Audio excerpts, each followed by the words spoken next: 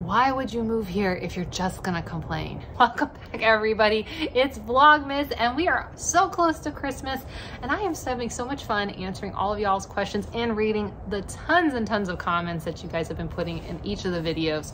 And today what we're gonna be doing is we're doing one of our roundup videos. We're gonna hit a lot of different questions, comments, and it's just gonna have a fun time sharing with y'all. So we're gonna be going through week 2's videos. And we're gonna start off with Sonia Morin. She said, when we talked about if I knew this one thing, then I would have had a much better time gardening. And we talked about seasons. And Sonia said, I totally agree with you on seasons. Yes, we have them. And I get so tired of being told we can't grow here. Why the heck did they move here if all they do is complain? Go home if you don't like it. Stop comparing. It is not and never will be the same. We like it here. Do they ever see us running north to live? Yeah, I have experienced this. Actually, my cousin moved down a few years ago, and because his company was consolidating some offices, and most of the people that moved down worked in Chicago. And I remember sitting at a birthday party for his son, and all his coworkers complained for like over an hour about everything about Florida. And I definitely had that moment of like, I mean, you can go back. You don't have to stay here. There's lots of people who want to move here. But I find a lot of people, it's the complaining is one. I think a lot of people, because of the winter time, right? That's like, it feels the most ideal. They're going from 30-degree weather to like 60s and 70s. It's wonderful. But then they get to summer and they're just like, oh my God, oh my God. And then I think the other thing is there's just so many cultural differences from anywhere where you move in the US, because Florida is a huge, if the United States is a melting pot, then Central South Florida are huge melting pots. I mean, people are coming from everywhere. I remember the neighborhood in high school that I lived in. Oh my gosh, everybody was from everywhere. From Jamaica to the island of St. Thomas, to Puerto Rico, Cuba, Afghanistan, India, South Africa, just everywhere. Suriname. Just all over the place. I had friends from all over the place. And if they weren't from all over the place, their parents were from all over the place. I had neighbors whose parents were from Iran.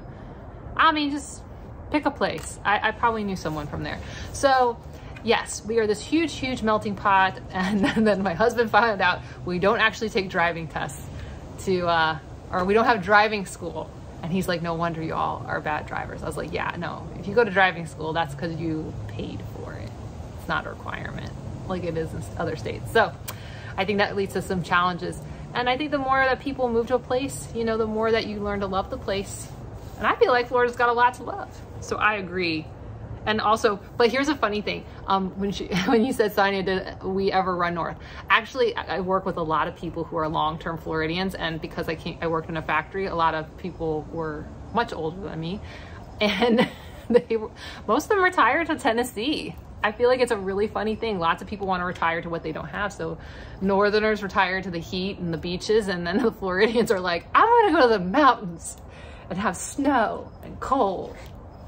And what was so interesting about the video about if I knew this one thing, it seemed like it resonated so much with everybody. I got so many comments where people were like, yes, the seasons were just kicking everyone's butt. Sarah Buddha, she said, this is exactly why I watch your videos. I started gardening with tomatoes, not what I expected. So I had to reprogram myself to think tropical. Expectation adjustment to use plants appropriate for the climate. Yes, it is not easy when you first, it's just, we're so wired for a totally different season. Lisa Minnick even said, when you live here long enough, you recognize the changes, even though they're subtle. My sinuses definitely know that there are different seasons. That's funny, Teresa. I'm sorry, but also funny. Fishing in Southwest Florida says, for me, the seasons in Florida also correspond to the fish.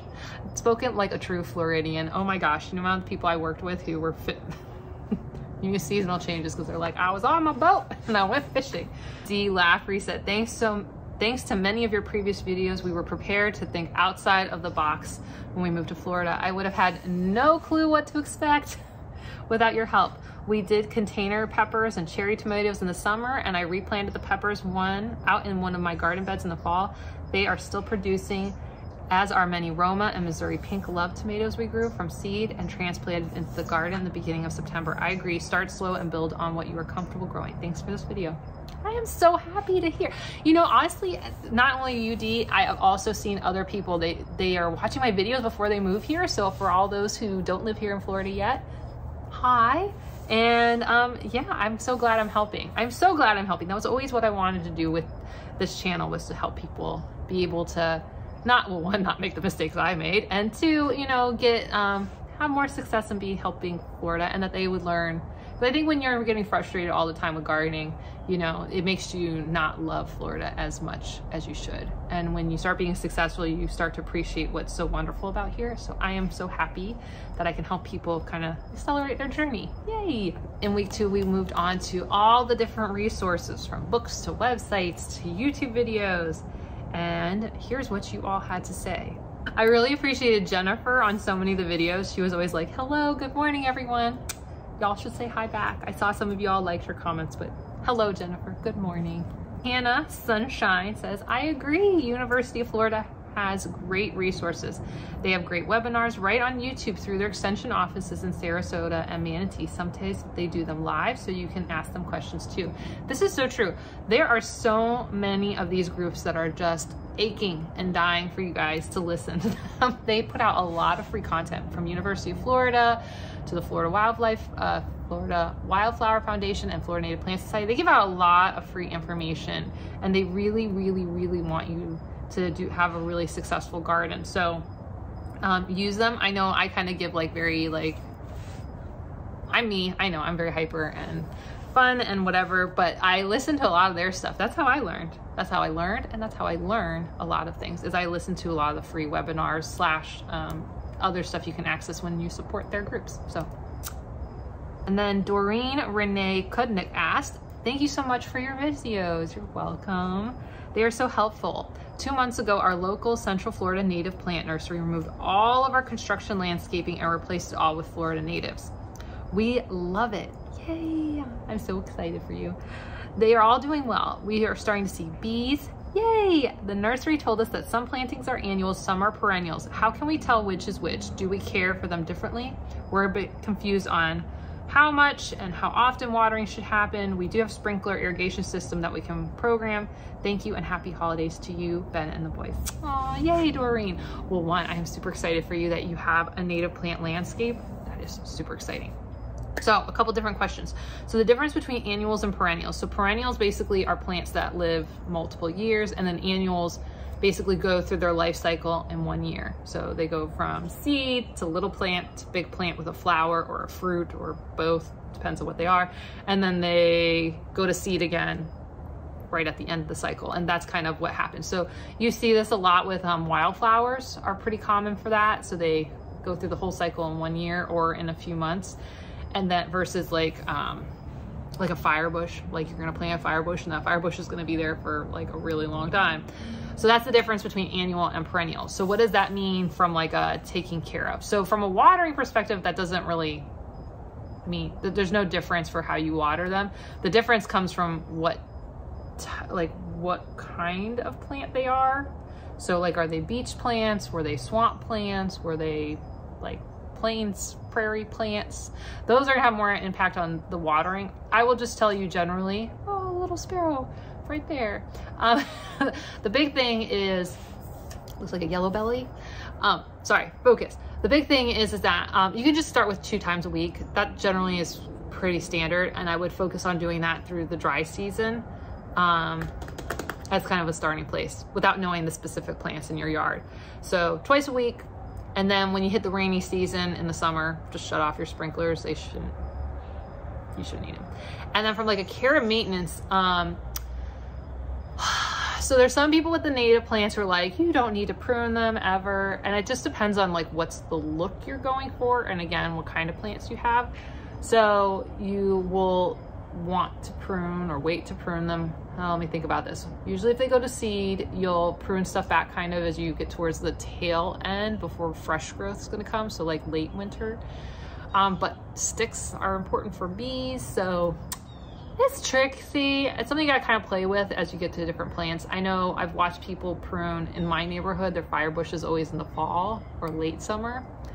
Fire bush outside of winter, you can kind of prune, whatever the heck you want, because that thing is so fast growing, especially Central South Florida is so fast growing that. But what I would really do is I would ask the people who installed your landscape, because this gets into like, really has to do with what they planted.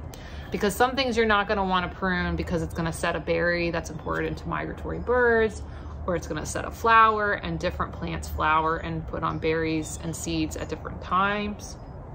So what I would actually do is I would ask the landscaping company, and then you can use resources like Florida Native Plant Society or the Florida Native Gardening Groups for specific tips on what you want to deal with. But it just, I hate saying that, but like, it depends on which plant it is, will be different in timing. But that's the general cycle.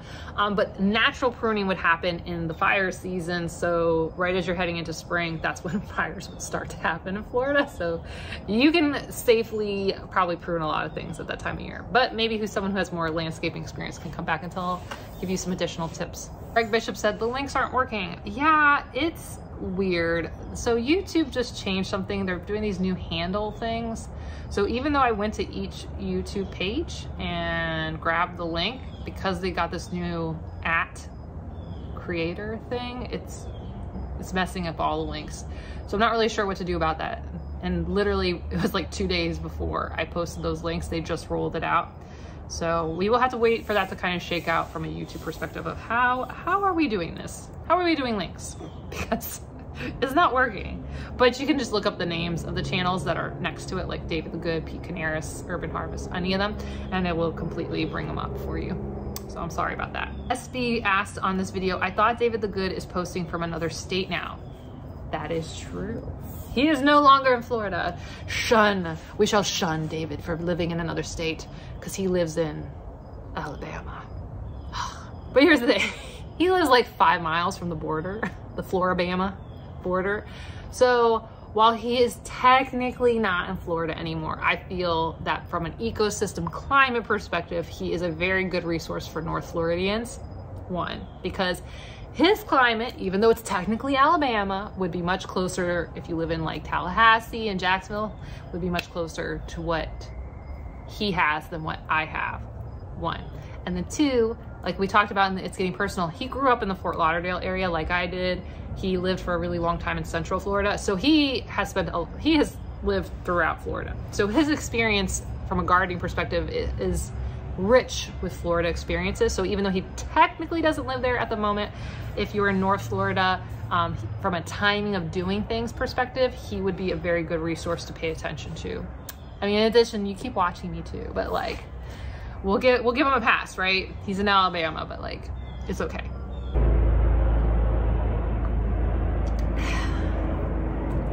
If you didn't know, I live in a city. There's like a helicopter. I'm sorry, just circling me right now. I must be so popular. John Liberty says, new subscriber, wanted to say hello. Hello. Looks like in March, I'll be moving to Florida, Zone 9A, and I wanted to produce all my own food. You just seem like someone I need to follow in order to pull that off. Impressed by your channel. Aw, thanks, John. Thank you, thank you. I am really excited for you to move down here, and March will be a lovely time of year. So in the video about pushing the zone, Robin's Nest 4715 commented and questioned, after watching this discussion on zones, it made me think of many folks who buy a high tunnel or greenhouse to stretch their season and grow more vegetables. In the South, people use shade cloths to save plants from crazy heat. Have you considered adding a high tunnel or greenhouse? And that is so true. When we talk about pushing zones, you know, I talked a little, I poo-pooed on some of it, but yeah, using techniques like greenhouses, if you, especially, you know, really maximizing the winter here, and of course shade cloth. I have thought about shade cloth. I've thought about it a lot, but then I ran into the problem, Robin, of having too much shade this year. So I did not think about shade cloths this year. It was like, how can I prune plants to get more sun? But that is something that if you had a wide open space and we hit the summer months, shade cloth would be definitely something to consider to extend your season. But one of the challenges is we kind of got like a triple threat, both the heat, the humidity, the pest activity, and then the sun intensity. So it is something definitely worth considering doing if you want to stretch the season in the summer months. But also vice versa, if it's using greenhouse techniques to stretch your warm weather crops through the winter, because especially if you live like in certain parts of Central Florida and South Florida, you can push your tomatoes a lot longer and start them earlier. So, and I know a lot of people always want to grow a lot of tomatoes. So Agna P said, I would like to know, is it easier or harder to sell a house like yours? I have a food forest in the backyard and I'm planning to sell so we could buy more land in Florida.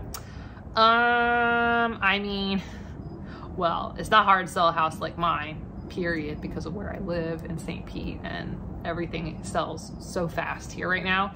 So I have seen people in neighborhoods just south of mine that they don't have grass yards, they have tons of plants, but then flippers come in and they just, so as long as the return on investment for flippers is high enough, nobody's stopping for buying a house in St. Pete right now because of a food forest.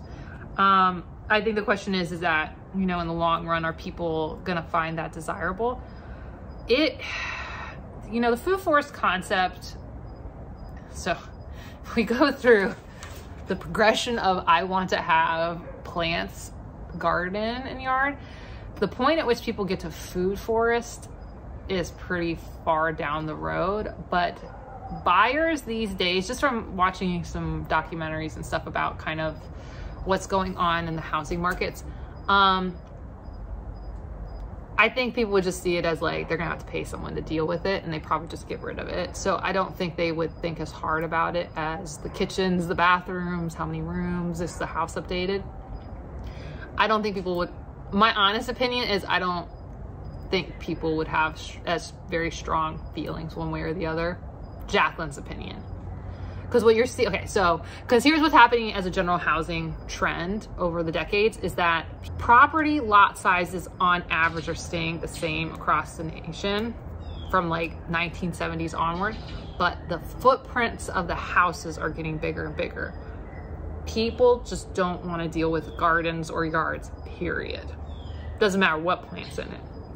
So they aren't gonna buy it because it has a cottage garden in it. They're not going to buy it because it's Japanese style. They're not going to buy it because it has a food forest. They really, in general, the general market says they just don't want to deal with their yards, period. So I think if your house has all the other stuff, I think your biggest challenge is if it's in your front yard and you can't get that really pretty picture for the Zillow shop. That's going to be your biggest determiner. I watched a house just in our neighborhood who got flipped, and first thing they did is they cut down the oak right in front because they couldn't get that nice shot. Sucks, but that's kind of what's happening. So that's what they want. They want the pretty picture for online, so people buy the house, and then it's all about the inside. So I don't think a food forest in the back is really gonna, people who don't want it are just gonna be like, well, we'll just pay someone to chop it all down and put grass. That's what they're thinking. That's not super pessimistic, but it's kind of what that's the pattern I've noticed with us being such a hot, desirable area, St. Pete. That's anything that's just not an atypical yard, people will come in and just grass it away. But I do think there are more people out there who have interest in atypical. So I do see kind of like many things in society right now, these extreme points. So there's more and more people who are, if they already found someone who's done the structural setups for whether it's a food forest or chickens or whatever, they see that it's potentially they see that as a benefit. And I don't know, you know, Florida's changing. People who are attracted to Florida is different, one, and two, because there's so many of the new house builds are HOAs, people who want really manicured stuff have a lot of inventory for manicured, curated stuff. And those who are buying outside of that, they're more likely to want atypical gardens. So I would say probably, if anything, it's a slight benefit, but I would say you probably net out neutral. I don't think someone's gonna come in and be like, $50,000 less because there's pineapples in your backyard. Then Lara asked, great video. I would like to ask you about seeds, brand names. Doesn't matter. Getting seeds from big box stores, are they any different from getting them from online as far as ones that grow better? You have access to better the best varieties that grow in Florida aren't carried by Home Depot and Lowe's typically. So like you're never gonna find Everglades tomatoes, you're never gonna find Seminole pumpkins, like you're never gonna find a bunch of the peppers we talk about. So straight off the bat, like you're not gonna find varieties that grow really, really well here. So you have to go online or know somebody who has that. So, you know, you wanna use things like Southern Exposure? I say Southern Latitudes, YouTube channel. No, Southern Exposure. And I think what someone said, Johnny Seeds specializes in seeds for the South. So those would be a couple ones that like, or getting from individual growers. Now, when you get into individual growers, then we get into quality control issues. So they may be really good at germinating, they may not. So online you can get the varieties that will be better suited for Florida, but you might have germination rate issues depending on how they stored it. But if you have a good grower, and there's a bunch of people selling through Amazon and other like Etsy stuff, and they can review. So if you see that they have really high reviews and people aren't having problems, then buy away. So that's Jacqueline's 2 cents on germination rates. But that doesn't mean if you're starting out and you want to impulse buy. I impulse buy all the time from Home Depots and Lowe's seed packets. Was it Ferry Morris and Bonnie's, whatever? I buy stuff all the time. I buy it also because I know that's what you guys have access to, so I want to make sure I try out stuff. So EM asked, this was a great video. I recently started putting out a shallow dish with rocks and sugar water for the bees. I see lots of bees on it. It's nice to look at. Do you think that's a good thing? I want to help the mason bees, but I'm not sure if that's being helpful or not. That's a good question. So a lot of times when we talk about sugar water, it's for honeybees so that they can make it through winter. Or else we talk about sugar water for hummingbirds. Man, this ice cream truck is really excited to go head in circles around my neighborhood, apparently. I don't know why, but it's the first time I've ever heard it out here. So, so back to sugar water. Do you need it? If you have enough flowers, you don't need it, 1. 2, what we find with things like hummingbirds, and lots of times when we try to artificially create food for wildlife, is it's not whole foods.